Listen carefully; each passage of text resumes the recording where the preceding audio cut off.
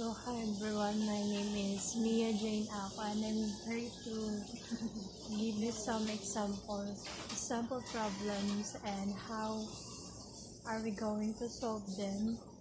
Problems regarding cost of goods, preparation, accounting for labor, and accounting for materials. First problem is about preparation of cost of goods. So problem number 1, the following are data extracted from Amadula Private Limited Company at the end of December 31, 2017, which is sales 14,500,000 rupees, which is the currency of India, purchases 2,400,000, direct labor 3,204,000, sales salaries 200,000, delivery expense 65,000, sales return 25,200, transportation inward or freight in 32,000, FOH 1,885,600, advertising expense 155,000. So during the year, 25,000 units were completed. Tapos given na dito yung inventories ng finished goods, work in process materials, the beginning and ending inventory, which is the following. So we're going to find the manufacturing cost, cost of goods manufactured, cost of goods sold, gross profit and net profit, and unit cost of goods manufactured. So, paano natin ito makukuha? So, nag-prepare tayo ng P account, which is nilagay na natin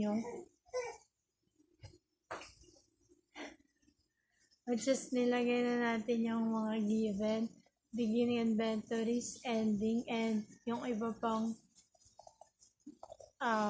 given like purchase, direct labor, factory overhead, fit in, beginning inventory. Yun yung nagko-constitute ng total materials available for use, which is 7,697,600. Given na din yung end ng raw materials. So, para makahanap natin yung direct materials use, which is not given kanina, dineduct natin siya sa total materials available for use. So, makuha natin is 7,501,600. Next, work in process. Meron na siyang beginning at saka ending. So, transfer lang natin yung direct materials use and add natin sa beginning inventory ng work in process. So, makakuha natin yung total goods placed in process, which is 7,631,400. And less yung given na ending, which is 136,800 para makuha yung cost of goods manufactured, which is 7,494,600. Then sa finished goods naman, given na din yung beginning and ending, and compare lang natin yung cost of goods manufactured during the year and add natin sila para makuha yung total goods available for sale, which is 8,114,600. And then given na din yung end, so yung hinahanap natin na cost of goods sold, makukuha natin by deducting the ending to the total goods available for sale. So, nakuha natin yung 7,647,200.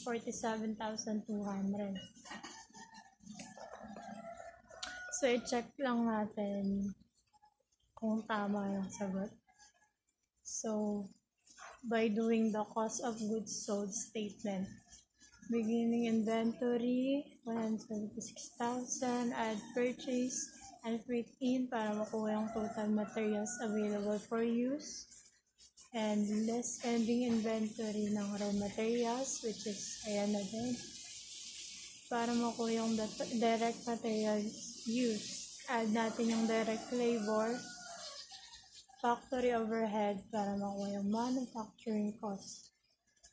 Add work in process beginning, less work in process end para makuha yung cost of goods manufactured.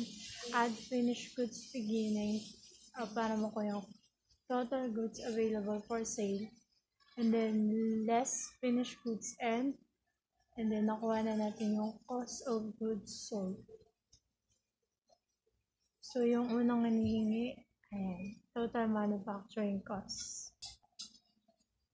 Cost of goods manufactured, cost of goods sold, gross profit. Sa gross profit and net profit naman, para makuha siya, given kanina yung net sales, which is 14,500, less lang natin yung sales return tsaka cost of goods sold para makuha yung gross profit.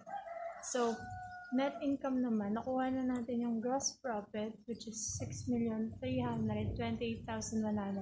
Less natin yung mga indirect expenses or yung administrative or general expenses, which is the sales salaries, 200,000, delivery expense, 5,000, advertising expense, 155,000 for the total of 420,000.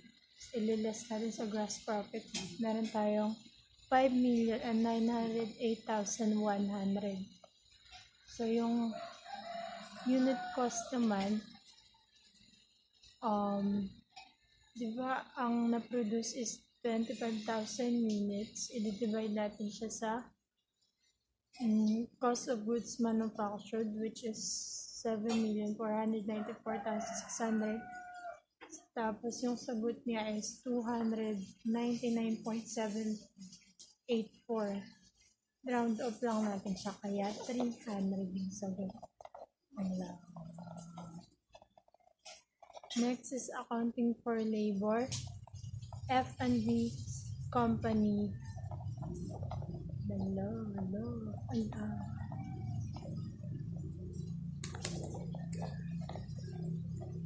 F&B company pays time and a half for hours in excess of 40 hours per week. An individual is paid 24 pesos per hour and work 44 hours a week. So, ano na yung entry? Pag overtime is charged to specific job, tsaka pag chinag sa randomly specific jobs. So, para din makuha natin yung total earnings niya, we have to multiply the regular hours per week times the basic rate equals, which is 40 times 24 equals 960. Then the overtime hours times the basic rate, which is 24 times 4 equals 96.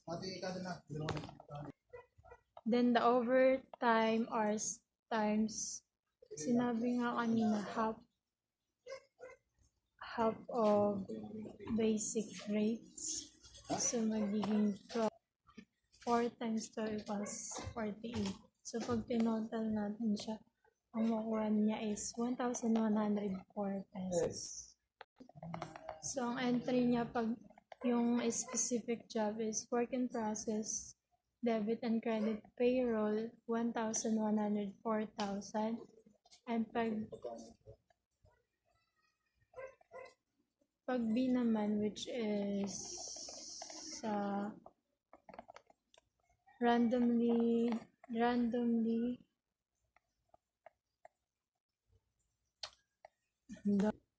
so kapag randomly dedicated to any jobs naman, ang entry is work in process, debit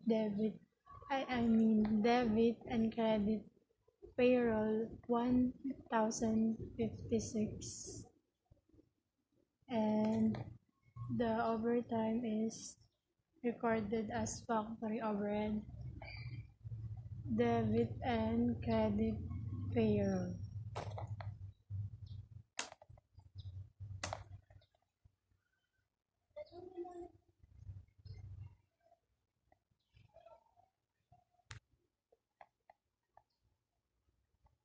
Problem 3. Charging actual factory overhead to jobs.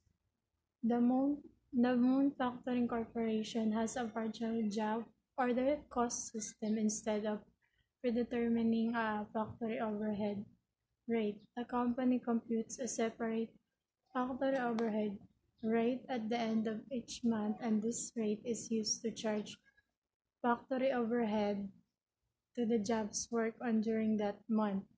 Using the number of direct labor hours used on the jobs is the basis of such allocation.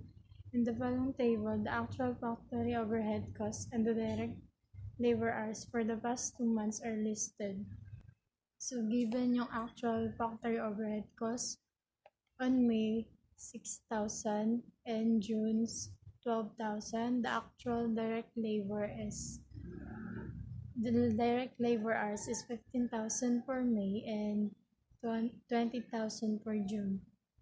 During this 2-month period, one customer sent in an identical order each month calling for the production of 1,000 units, requiring 400 direct labor hours at $1 per hour and material $750.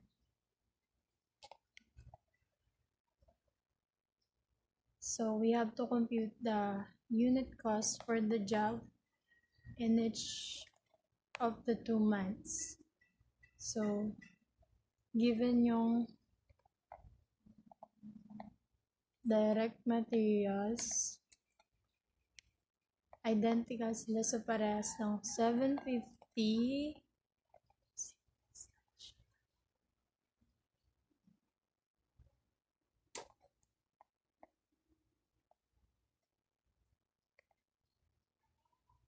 labor cost 400 400, then the FOH applied, which is 160, total cost of 1,000 units 1,310, and cost per unit is 1.31.